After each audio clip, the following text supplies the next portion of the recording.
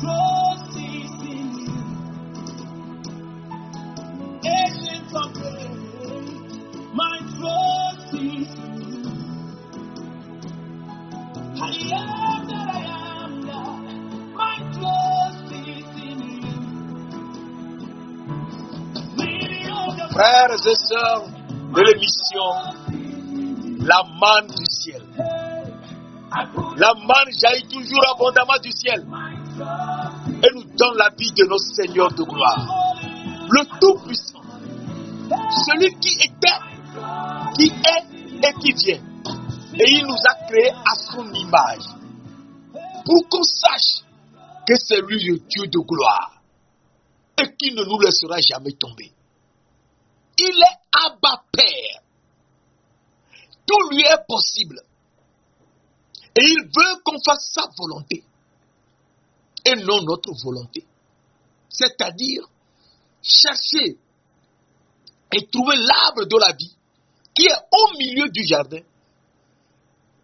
le manger, en manger le fruit et être comme lui. Et il veut que nous soyons son époux. Il veut que nous soyons son épouse.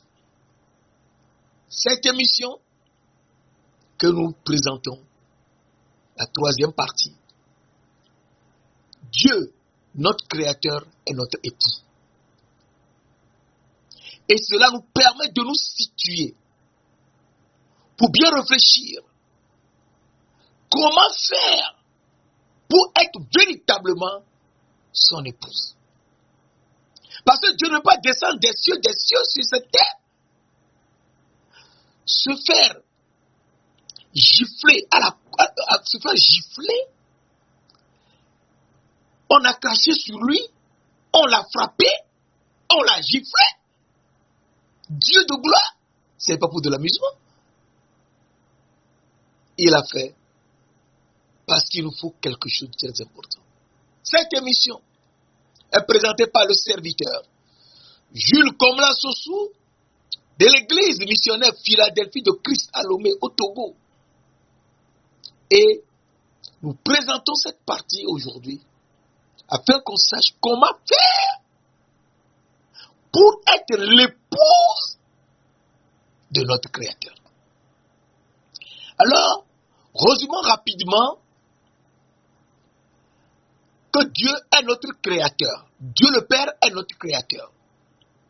Et nous avons vu dans Deutéronome 32, verset 6, Deutéronome 32, verset 6. Est-ce l'Éternel que vous en rendez responsable, peuple insensé et dépourvu de sagesse? Donc, il faudrait d'abord qu'on garde la sagesse de l'Éternel. Si on n'a pas la sagesse de l'Éternel, on ne peut jamais être son épouse. Jamais. Il faut qu'on garde et qu'on cherche à comprendre quelle est la sagesse de l'Éternel.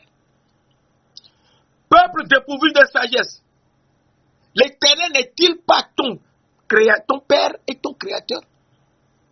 N'est-ce pas lui qui t'a formé et qui t'a affermi? Oui, l'Éternel est notre Père et notre Créateur. C'est lui qui nous a affermis. C'est lui qui nous a créés. C'est lui qui nous a formés. Et donc, il faut qu'on sache que c'est lui. Sans lui, nous ne pouvons rien. C'est lui qui nous a formés des êtres vivants sur cette terre. Et donc, il faut qu'on suive sa parole. Il est notre Créateur. Et étant notre Créateur, il faut qu'on sache ce qu'il veut. Si on ne le sait pas, on est perdu. Alors, Ésaïe nous dit, nous faisons qu'un petit résumé, nous avons vu déjà tout cela la dernière fois. Ésaïe nous dit dans Ésaïe 17, verset 7, Ésaïe 17, verset 7, un verset très important, qui nous dit, en ce jour, l'homme regardera vers son Créateur, et ses yeux se tourneront vers le Saint d'Israël. Je reprends.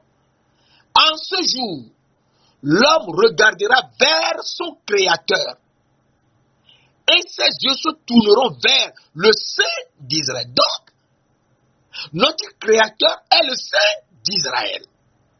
Il faut qu'on le connaisse. Notre Créateur qui est notre Père est le Saint d'Israël. Il faut qu'on le connaisse. Sinon, on est perdu. Mes frères, mes sœurs, il faut qu'on fasse l'effort pour connaître ce Père extraordinaire qui nous a créés et qui veut qu'on soit comme lui, des saints. Alors, la parole nous dit dans Ésaïe, que nous reprendrons par la suite, Ésaïe 54, verset 5. Car ton Créateur est ton époux. L'Éternel des armées est son nom. Ton Rédempteur est le Saint d'Israël. Il se nomme Dieu de toute la terre. Je reprends. Car ton Ésaïe 54, verset 5. Car ton Créateur est ton époux. L'Éternel des armées est son nom. Ton Rédempteur est le Saint d'Israël. Il se nomme Dieu de toute la terre. Donc, notre Créateur, qui est le Père, est notre époux. Et il est l'Éternel des armées. Et il est notre Rédempteur, le Saint d'Israël. Il est le Dieu de toute la terre. Alors, à partir de là, nous réfléchissons pour savoir qui est notre Père, qui nous a créés et qui est ce seul Dieu, le Père qui nous a créés. Alors Malachie nous dit, Malachie nous donne la réponse. Malachie nous dit, dans Malachie 2, verset 10, Malachie 2, verset 10, la parole de Dieu nous dit, n'avons-nous pas tous un seul Père? N'est-ce pas un seul Dieu qui nous a créés? Je reprends Malachie 2, verset 10. N'avons-nous pas tous un seul Père? N'est-ce pas un seul Dieu qui nous a créés? Donc nous avons tous un seul Père. Et c'est un seul Dieu qui nous a créés. Qui est ce seul Père qui nous a créés, nous tous? Mes frères, mes sœurs,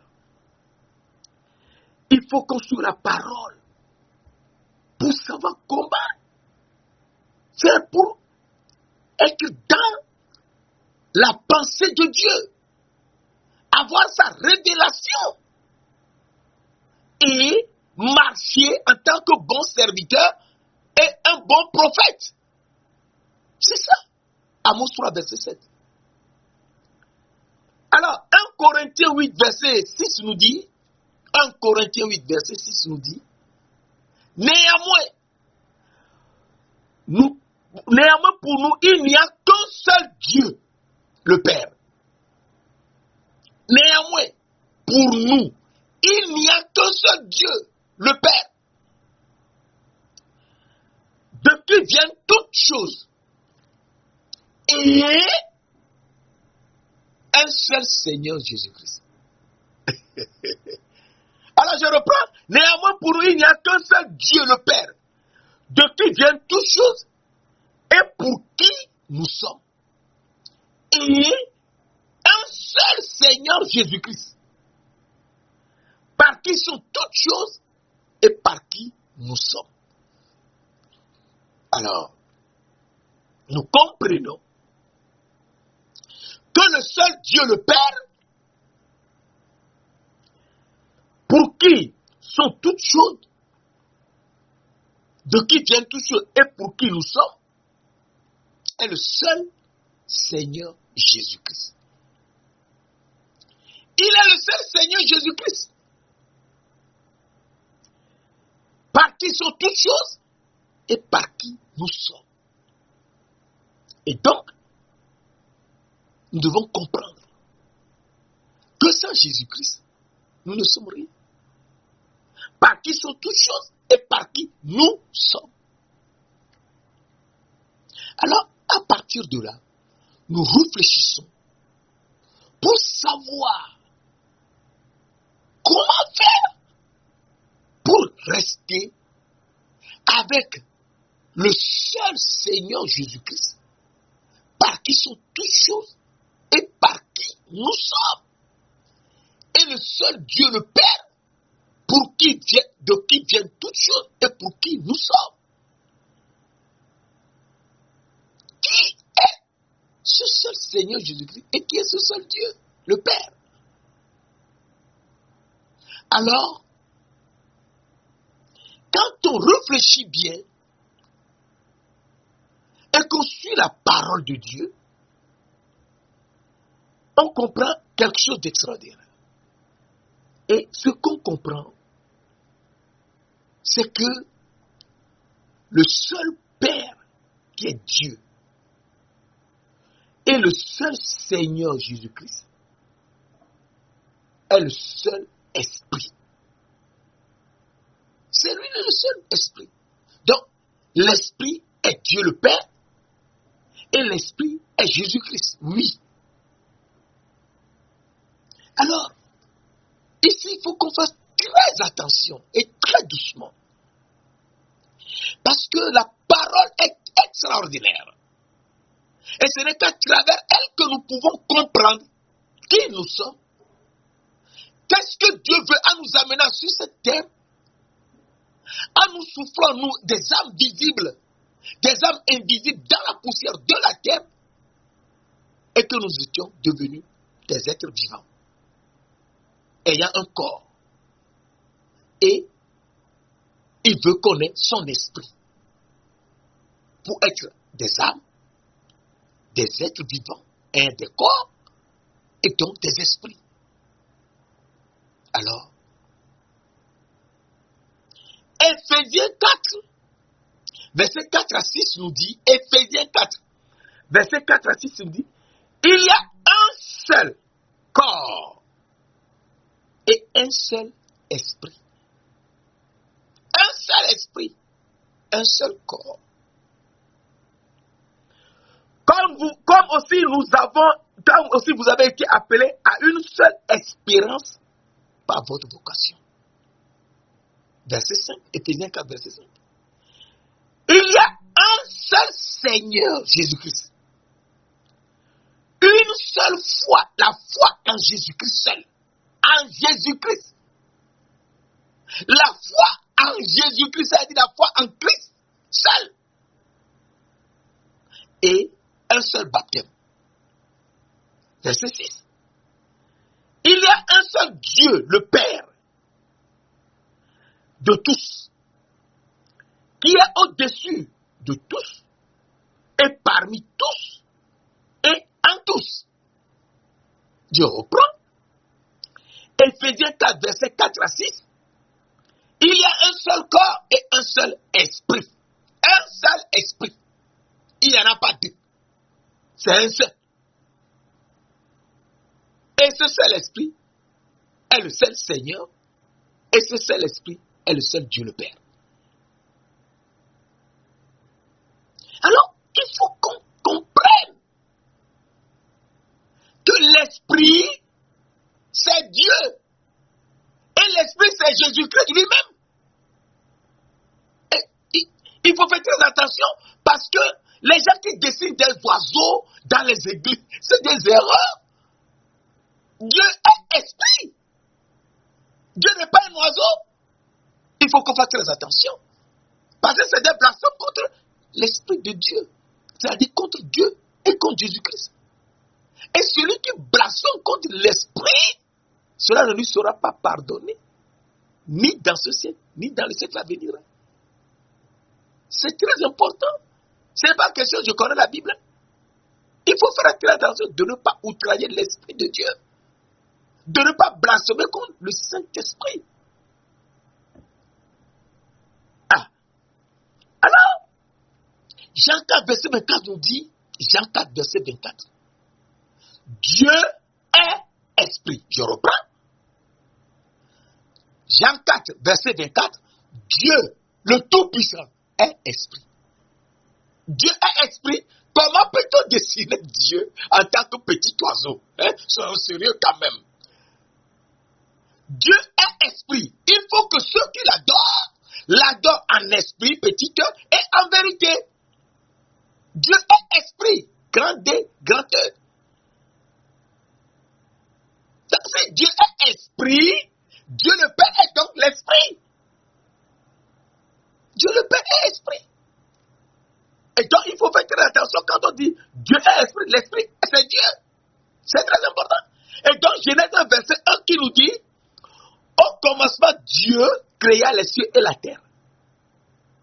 Verset 2, la terre était informe et vide. Il y avait des ténèbres à la surface de l'abîme et l'Esprit de Dieu se mouvait au-dessus des eaux. Et l'Esprit de Dieu se mouvait au-dessus des eaux. Cela veut dire, en utilisant Jacques 4, verset 24, Dieu est esprit. Cela veut donc dire que Dieu qui a créé les cieux et la terre est l'Esprit. Donc au commencement, l'Esprit a créé les cieux et la terre. Et l'Esprit se mouvait au-dessus des eaux. L'Esprit, on ne le voit pas. L'Esprit est Dieu invisible. Mes frères et sœurs, il faut qu'on se réveille. L'Esprit est invisible. Et il est le seul. Alors, 1 Timothée 1, verset 17 nous dit, 1 Timothée 1, verset 17, au roi des siècles. Ah, donc l'Esprit est roi, oui, c'est le roi des siècles. Au roi des siècles, immortel, invisible. L'Esprit est invisible, l'Esprit est immortel. Et c'est le roi des siècles. L'Esprit est le roi, tout comme Jésus-Christ est le roi, et tout comme le Père est roi. C'est un roi éternel. C'est un roi éternel. Mes frères, mes sœurs. Au roi, 1 Timothée 1, verset 17, au roi des siècles, immortel, invisible, personne n'a jamais vu l'Esprit. Invisible. Seul Dieu. Seul Dieu. Soit honneur et gloire au siècle des siècles. Amen. Alors, il faut qu'on sache que l'Esprit est le roi des siècles. Tout comme Jésus-Christ est le roi, tout comme le Père est le roi. Et mes yeux, Ésaïe 6, verset 1 à 5. Très important.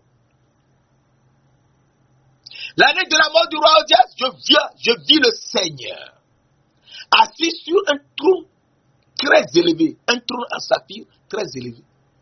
Et les portes de sa robe remplissaient le temple. Des séraphins se tenaient au-dessus de lui. Ils avaient chacun 6 ailes. 2 dont ils se couvraient la face, parce qu'ils ne pouvaient pas le voir. Tellement ses habits brillaient comme le soleil, comme ses habits brillaient comme la lumière. Ils ne pouvaient pas le voir. 2 dont ils se couvraient les pieds. Pourquoi ils se couvraient les pieds? Ils se couvraient les pieds parce que son visage resplendissait comme le soleil. Et ils se couvraient les pieds pour ne pas être brûlés, parce que Dieu est un feu dévorant.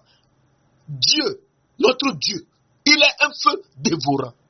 Et un Dieu jaloux. Deutéronome 4, verset 24.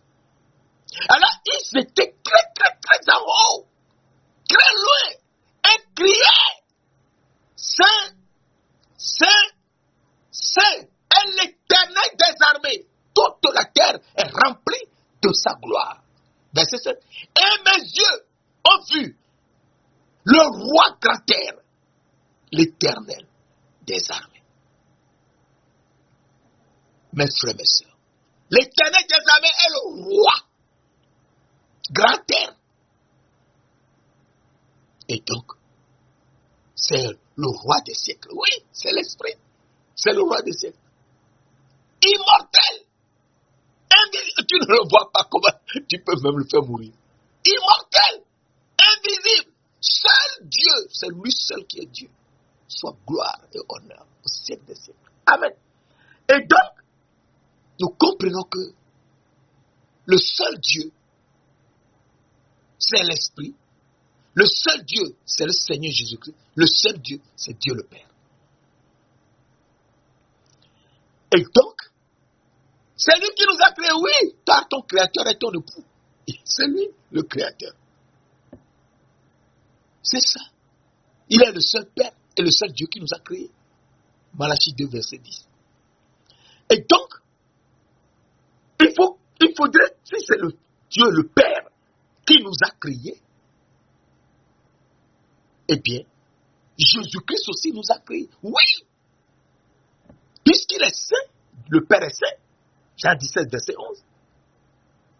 Christ, le Saint de Dieu, Jean 6, verset 68-69. Et l'Esprit Saint, qui va nous enseigner tout et nous rappeler tout ce que Jésus a dit avant de partir. Jean 14, verset 26. C'est très important. Et donc, si Dieu le Père nous a créés, il faudrait que Jésus-Christ, qui est Dieu le Fils unique, aussi nous crée. Oui, il va nous créer. Ephésiens 2, verset 10 nous dit, Ephésiens 2, verset 10, un verset très important. Car nous sommes son ouvrage, ayant été créés en Jésus-Christ pour de bonnes œuvres que Dieu a préparées d'avance afin que nous les pratiquions. Je reprends. Car nous sommes son ouvrage, l'ouvrage de Dieu, ayant été créés en Jésus-Christ. Donc c'est Jésus-Christ qui nous a créés. Pour de bonnes œuvres que Dieu a préparées d'avance afin que nous les pratiquions. Donc Jésus-Christ nous a créés pour de bonnes œuvres que Dieu a préparées d'avance afin que nous les pratiquions. Et oui, Jésus-Christ nous a créés. Et si Jésus-Christ nous a créés, il faudra que l'Esprit aussi nous crée. Oui, l'Esprit nous aussi va nous créer. Mes frères, mes sœurs, il faut qu'on suive la parole. Sinon, on va raconter beaucoup d'histoires, c'est vrai, ça paraît vrai, mais c'est très loin de la réalité. Alors, nous avons vu Dieu le Père nous a créés, et c'est le seul Dieu qui est le seul Esprit qui nous a créés. Nous avons vu que Jésus-Christ nous a créés, et maintenant il faut qu'on voit que l'Esprit nous a créés. Et à partir de là, nous savons exactement qui nous a créés. Et pourquoi il nous a créés, nous ne verrons pas la suite. Parce que personne ne fait rien à l'air. Il nous a créés dans un but donné.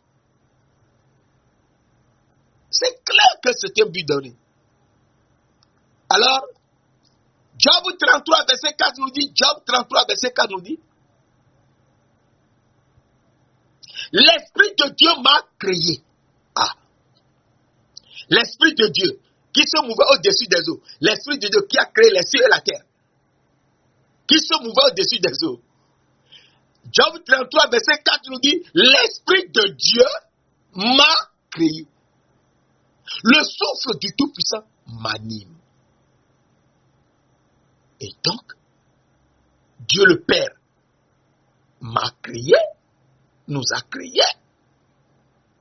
Jésus-Christ nous a créé. L'Esprit de Dieu nous a créé. Donc c'est la même personne. Dieu est esprit. Jean 4, verset 24. Et c'est l'Esprit de Jésus-Christ. Et c'est l'Esprit du Seigneur. C'est très important. 2 Corinthiens 3, verset 17 nous dit, le Seigneur, c'est l'Esprit. 2 Corinthiens 3, verset 17, le Seigneur, c'est l'Esprit. Le Seigneur Jésus-Christ, c'est l'Esprit. Et là où est l'Esprit du Seigneur, là est la liberté. L'Esprit du Seigneur, Jésus-Christ. C'est pourquoi Philippiens, verset 19 dit, je sais que cela tournera à mon salut grâce à vos prières et à l'assistance de l'Esprit de Jésus-Christ. Philippiens 1, verset 19. Et donc, c'est toujours la même personne. Dieu le Père, qui est Dieu l'Esprit, est Dieu Jésus-Christ. Alors, si elle en est ainsi, eh bien, nous devons savoir que c'est le même Père le même Seigneur, le même esprit. Oui. C'est ça. C'est clair et net. Sinon, on ne peut pas comprendre la parole de Dieu. C'est le même. Il ne change pas. Il est le même. Il ne change pas. C'est l'Éternel. Il ne change pas. L'Éternel ne change pas, non. Malachie 3, verset 6 nous dit, je suis l'Éternel. Je ne change pas. Malachie 3, verset 6. Je suis l'Éternel. Je ne change pas. Qu'en peut-on faire? Il est l'Éternel, c'est lui qui a tout créé. Tout. Les cieux et la terre. Avant même les cieux des cieux. C'est lui qui a tout fait. Il ne change pas. C'est pour ça Jacques 1, verset 17 nous dit, Jacques 1, verset 17, toute grâce excellente et tout don parfait descend d'en haut, du Père des Lumières, chez lequel il n'y a ni changement, ni ombre de variation. Pas de changement, ni ombre, petite ombre de variation. Il n'y en a pas. C'est le même. Hein? Il est le même, oui. Il est le même. Alors 1 Corinthiens 12, verset 4 à 6 nous dit, et c'est très important, 1 Corinthiens 12, verset 4 à 6, il y a diversité de dons, mais le même esprit. Le même esprit. Diversité de ministères, mais le même Seigneur, Jésus-Christ.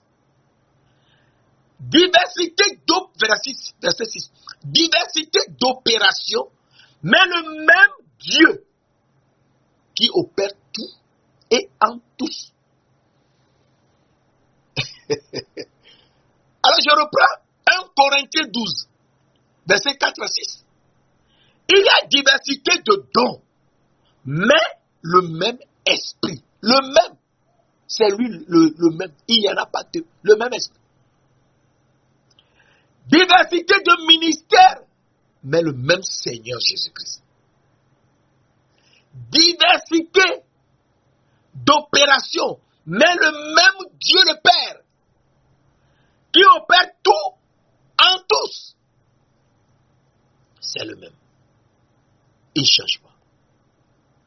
Alors s'il est le même, c'est donc lui le Père de gloire, qui est le Seigneur de gloire, et l'Esprit de gloire, oui, c'est lui. C'est la même chose. Le Père de gloire, le Seigneur de gloire, et l'Esprit de gloire. C'est la même personne. Mais qui fait le travail d'une certaine manière. Et il nous dit qu'il faudrait qu'on soit à leur image et qu'on leur ressemble. Genèse 1, verset 26, en parenthèse, Dieu seul dit, faisons l'homme à notre image, selon notre ressemblance. Est-il domine sur les poissons de la mer, sur les oiseaux du ciel, sur le bétail, sur toute la terre, et sur tout reptile qui rampe sur la terre, c'est-à-dire le serpent. L'homme doit dominer sur le serpent. Mes frères et mes sœurs. Donc il faudra qu'on soit à leur image, c'est-à-dire saint, humble, et juste. Très important. On verra cela par la suite. Alors, nous comprenons que le Père de gloire est le Seigneur de gloire et est l'Esprit de gloire. Oui. Alors, Ephésiens 1, verset 17 à 19 nous dit, Ephésiens 1, verset 17 à 19, nous lisons rapidement, afin que le Dieu de notre Seigneur Jésus-Christ, le Père de gloire, vous donne un esprit de sagesse et de connaissance et de révélation dans sa connaissance. Je reprends. Afin que le Dieu de notre Seigneur Jésus-Christ, le Père de gloire, vous donne un esprit de sagesse et de révélation dans sa connaissance. Et qu'il illumine les yeux de votre cœur, pour que vous sachiez quelle est l'espérance qui s'attache à son appel, quelle est la richesse de la gloire de son héritage qu'il réserve aux saints, et quelle est envers nous qui croyons, qui avons la foi, l'infinie grandeur de sa puissance se manifesta avec efficacité par la vertu de sa force. Donc c'est le Père de gloire et qui nous donne un esprit de sagesse et de révélation dans sa connaissance. Il faut qu'on le connaisse dans sa propre connaissance. Si on ne le connaît pas, on est perdu. Oui, il faut le connaître. Il faut le connaître, c'est très important. Pour l'adorer et le servir, lui seul, et se prosterner à ses pieds. Mes frères et sœurs, c'est tellement important ces aspects. Alors, nous avons vu le Père de gloire. Il faut qu'on voit maintenant Jésus-Christ, le Seigneur de gloire. Nous avons vu le Père de gloire. Il faut qu'on voit Jésus-Christ qui est le Seigneur de gloire. Alors, 1 Corinthiens 2, versets 6 à 8. Cependant, c'est une sagesse que nous prêchons parmi les parfaits. Cependant, c'est une sagesse que nous prêchons parmi les parfaits.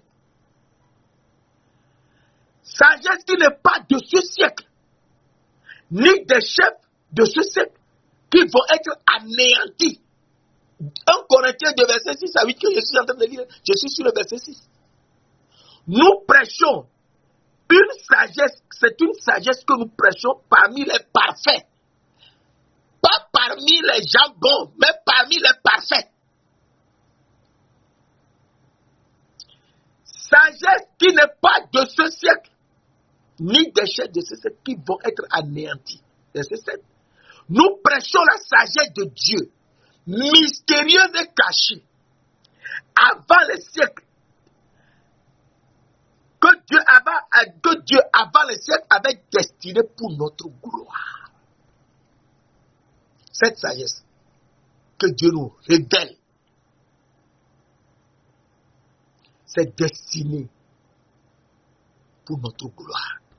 Et c'est avant les siècles, avant la fondation du monde, qui nous a donné cette sagesse. Ce n'est pas d'aujourd'hui. Nous ne sommes pas d'aujourd'hui, nous sommes avant la fondation de ce monde. Verset 7. Nous prêchons la sagesse de Dieu mystérieuse et cachée, que Dieu avant les siècles, avant la fondation du monde, avait destiné pour notre gloire. Donc il faut faire très attention que tu ne peux jamais entrer dans la gloire de Dieu que si tu avais été destiné avant la fondation du monde pour cette gloire-là. Verset 8. Sagesse qu'aucun des chefs de ce siècle n'a connue. Car s'ils l'eussent connu, ils n'auraient pas crucifié le Seigneur de gloire. Car s'ils l'eussent connu cette sagesse, ils n'auraient pas crucifié le Seigneur de gloire.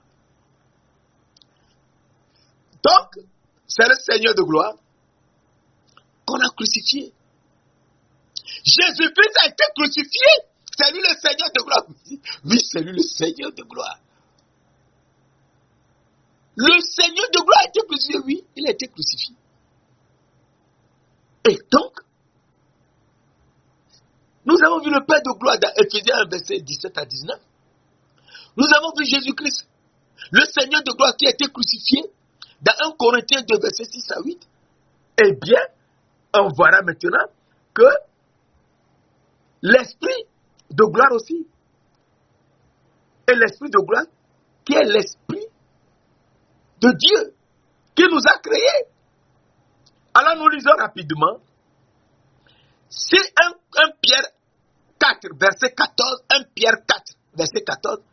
Si vous êtes outragés pour le nom de Christ, vous êtes heureux. Parce que l'Esprit de gloire, l'Esprit de Dieu repose sur vous. Je reprends. 1 Pierre 4, verset 14. Si vous êtes outragés pour le nom de Christ, vous êtes heureux.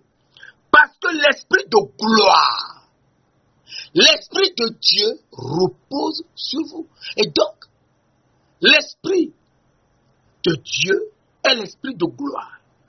Et cet esprit de gloire qui nous a créés, l'Esprit de Dieu m'a créé, qui est l'Esprit de Dieu qui m'a créé, oh alléluia, eh bien, et qui m'anime, eh bien, c'est l'Esprit de gloire. Et l'Esprit de gloire, c'est le Seigneur de gloire et c'est le Père de gloire. À partir de là, nous savons que il est notre époux. Oui, nous savons qu'il est notre époux. Que Jésus-Christ est notre époux, que le Père est notre époux et que l'Esprit est notre époux. Et donc, nous devons faire très attention pour suivre la parole et devenir leur épouse. Être l'épouse du Père, être l'épouse de Christ, c'est-à-dire de l'agneau de Dieu, et être l'épouse de l'Esprit de Dieu, de l'Esprit. Alors, pour être l'épouse de Dieu le Père, de l'agneau de Dieu qui est le Christ. Christ. 1 Pierre 1, verset 19 nous dit, 1 Pierre 2, verset 19, 20 nous dit, mais par le sang de précieux de Christ, comme d'un agneau sans défaut et sans tache, prédestiné avant la fondation du monde et manifesté à la fin des temps à cause de vous. Et donc, Christ est l'agneau sans défaut et sans tache. Et donc, nous serons l'épouse de l'agneau, oui. Et enfin, nous serons également l'épouse de l'Esprit. Et pour cela, il faudrait d'abord qu'on soit humble. Ensuite, qu'on soit serein. Et enfin, qu'on soit juste. Je te l'avais dit tout à l'heure, je reprends. Parce que c'est un aspect tellement important que nous négligeons. Oh, il ne fallait pas. Alors, nous avons lu tout à l'heure dans Ésaïe 54, verset 5. Car ton Créateur, celui qui nous a créés, qui est notre Père, et qui est le Seigneur Jésus-Christ, et qui est l'Esprit de Dieu, qui nous a créés, est notre époux. L'Éternel des armées est son nom. Ton Rédempteur est le Saint d'Israël. Il se nomme Dieu de toute la terre. Donc, le Rédempteur qui est venu pour nous sauver est le Saint d'Israël. Et ce Saint d'Israël, je t'avais dit tout à l'heure dans Ésaïe 6, verset 1 à 6, à 5, pardon. Ésaïe 6, verset 1 à 6, à 5. Que c'est l'Éternel des armées et il est saint, saint, saint. L'Éternel des armées est saint, saint, saint. Et c'est lui le Seigneur assis sur un trône très élevé, un trône en saphir. Et c'est le roi, grand air. Et ce roi, grand air, c'est le roi des siècles. Et il nous fait comprendre qu'il faut qu'on soit saint dans l'âme pour être son épouse,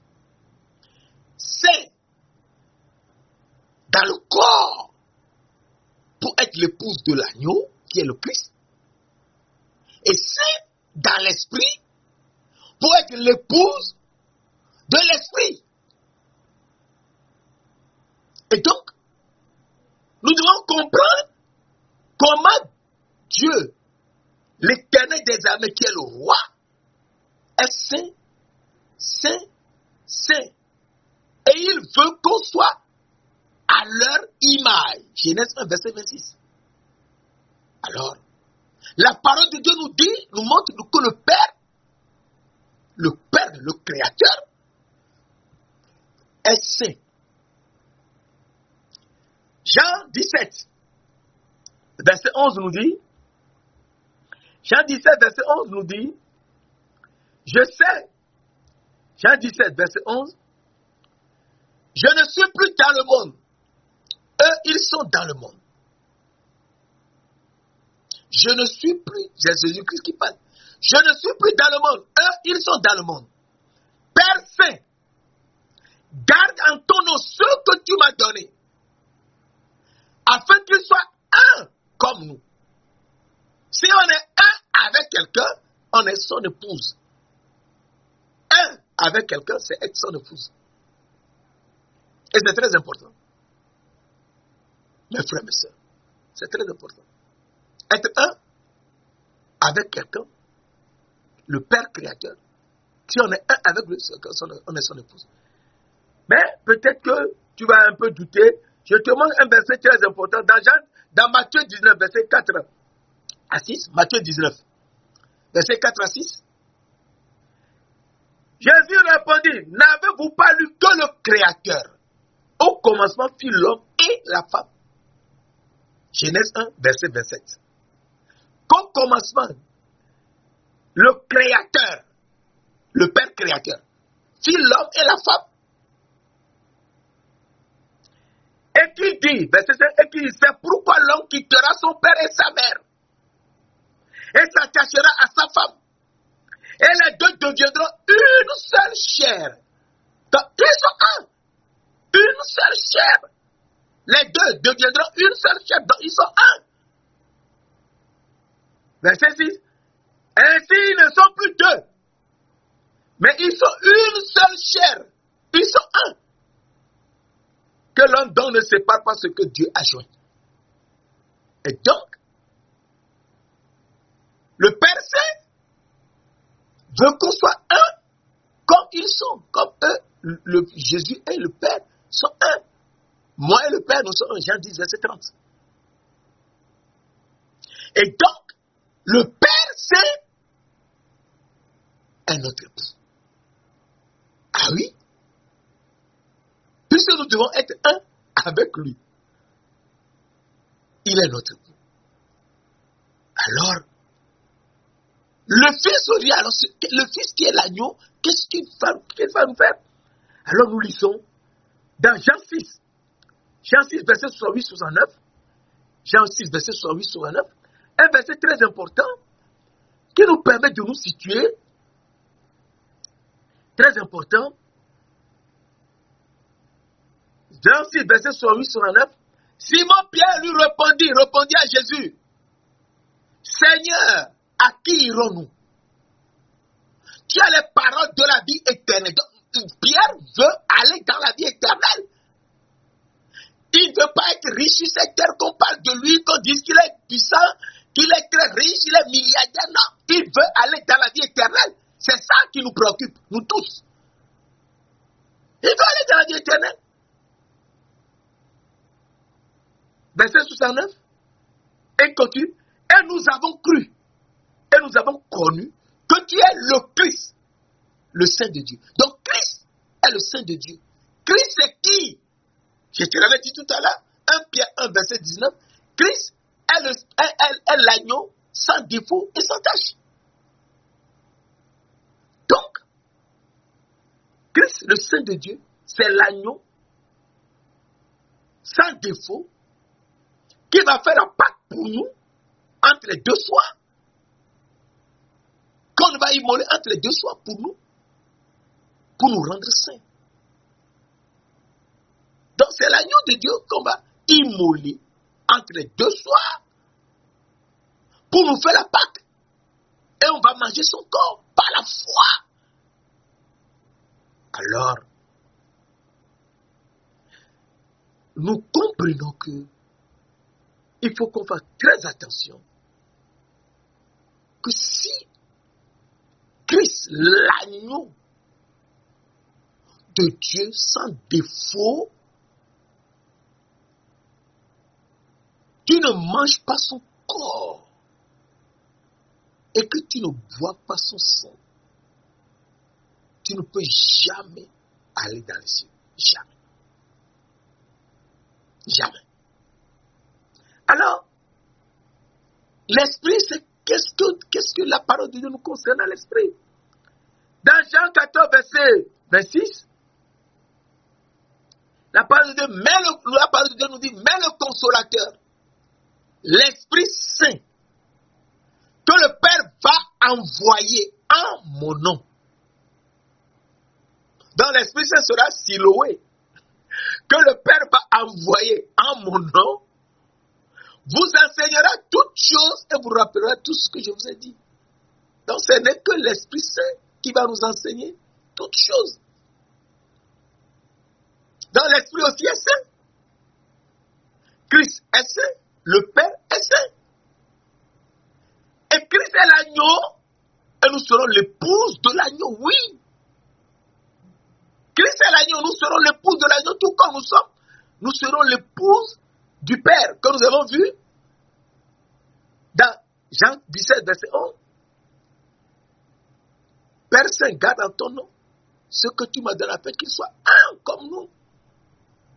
Et le Père Saint, c'est le Créateur. Et nous avons dit dans Matthieu 19, verset 4 à 6, que le Créateur, au commencement, fit l'homme et la femme. Et il dit, c'est pourquoi l'homme quittera son père et sa mère et s'attachera à sa femme, et les deux deviendront une seule chair. Que l'homme donc ne sait pas parce que Dieu a joint. Donc, nous voyons que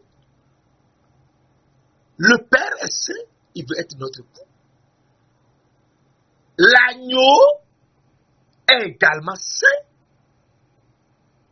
C'est Christ, le Saint de Dieu, et il veut que ce soit également son épouse.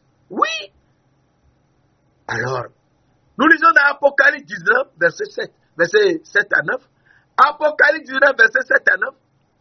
Réjouissons-nous, soyons dans l'allégresse.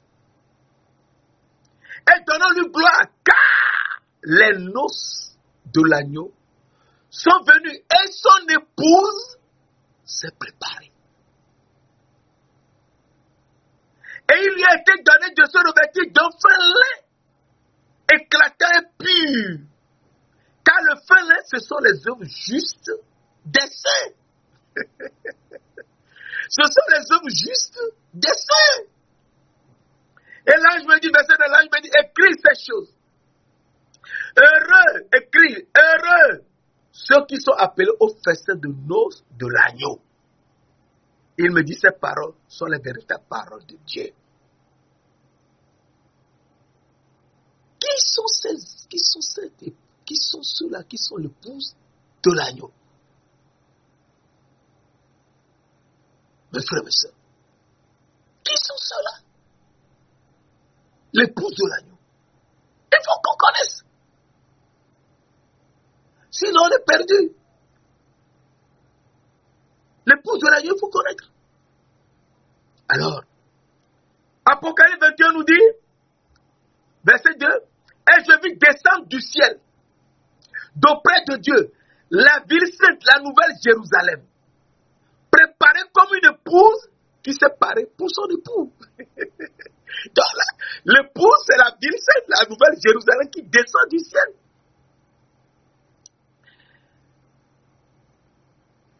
Et verset 9 nous dit, puis un des sept anges qui tenait les 7 coupes remplies des 7 derniers flots de vin, il m'adressait la parole en me disant, viens, je te montrerai l'épouse, la femme de l'agneau. Je te montrerai l'épouse, la femme de l'agneau. Eh oui, Et il me transporta en esprit sur une grande et haute montagne. Et il me montrait la ville sainte, Jérusalem, qui descendait du ciel d'auprès de Dieu, ayant la gloire de Dieu. Alors, cette épouse de l'agneau, qui est la nouvelle Jérusalem qui descend du ciel, c'est qui? Mes frères, mes sœurs, c'est très important. Eh bien, Dieu nous le montre dans Apocalypse 3. Apocalypse 3, versets 7 et 12, écrit à l'ange de l'église de Philadelphie. Voici ce que dit le saint. Il faut être saint. Le véritable. Celui qui a la clé de David. Celui qui ouvre et personne ne peut fermer. Et personne ne fermera. Celui qui ferme et personne n'ouvrira. Verset 12. Celui qui vaincra, je ferai de lui une couronne dans le temple de mon Dieu. Et il n'en sortira plus. J'écrirai sur lui le nom de mon Dieu et le nom de la ville de mon Dieu. La nouvelle Jérusalem qui descend du ciel d'auprès de Dieu, de mon Dieu. La nouvelle Jérusalem, c'est l'épouse de l'agneau qui descend du ciel d'auprès de Dieu. C'est l'épouse de l'agneau. Et mon nom nouveau, le nom nouveau de Jésus, qui est l'éternel Dieu, l'ange de l'éternel. Son nom pour l'éternité, il faut connaître ce nom, c'est je suis. Et donc, la nouvelle Jérusalem, c'est l'épouse de l'agneau. Et enfin, il faut qu'on voit également que c'est la femme, c'est l'épouse de l'esprit. Et c'est très important. Dans Apocalypse 17, Apocalypse 22, verset 17, la parole de Dieu, et l'esprit et l'épouse disent, viens. L'esprit et l'épouse, donc l'esprit a l'épouse. Donc l'épouse, c'est l'épouse de l'esprit. À partir de là, nous savons que nous sommes l'épouse du Père Saint. Nous sommes l'épouse de Christ, l'agneau de Dieu, épouse de l'agneau. Nous sommes également l'épouse de l'Esprit. Saint-Esprit, Esprit du Dieu vivant. Esprit Saint, Père Saint et Christ, le Saint de Dieu. Nous te louons. Nous te demandons de nous enseigner afin qu'on sache comment faire pour être véritablement ton épouse. Être saint, d'accord, mais également être humble et juste. Merci de l'avoir enseigné au nom précieux de notre Seigneur de gloire, Jésus-Christ de Nazareth. Amen.